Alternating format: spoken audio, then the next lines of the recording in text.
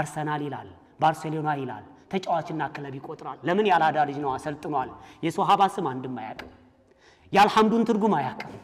የነብዩን አንድ ሐዲስ አልሐፈዘም አያማችሁም والله يا عبد الله አያምም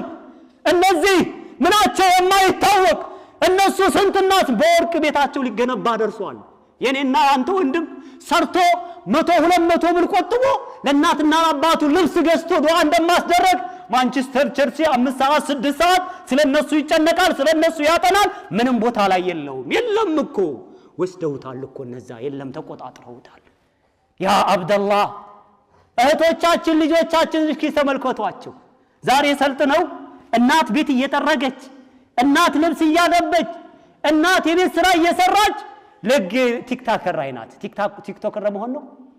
ሶሻል ሚዲያ ናት ፌስቡክ ኢንስታግራም ላይ ያንን ማን ይንከላት እናቴ ውሃ አንጭልኝ ትላታለች ልብሴን ጠቢ ትላታለች አቅርቢልኝ ትላታለች ይሄን እናቷን ማን ልጅቱ እናት ታዛዥ ናት ሰራተኛ ልጅ አዛዥ ናት ደሞ አልተደሰትኩም ይላሉ እንዴት ይደሰቱ እናትና አባቷን ዱዓ አስደርጋለህ እናት ትደሰታለች እናትና አባቶቻችንን ዱዓ አስደርገናልና እንደሰታለን እንዴ والله يا عبد الله የአላህ መልእክተኛ ምንድነው ያሉት ሶስት ዱዓዎች አይመለሱም አሉ አይማን አንደኛው የእናትና የአባት ዱዓ ተረገሙህም እንደዛው ነው ዱዓ ካደረጉልህም እንደዛው ነው ዱዓ ካደረጉልን ዱዓቸው ተመላሽነት የለውም والله يا عبد الله ለአባትህ ኮቱን ቀይርለትና ልብሱን ቀይርለትና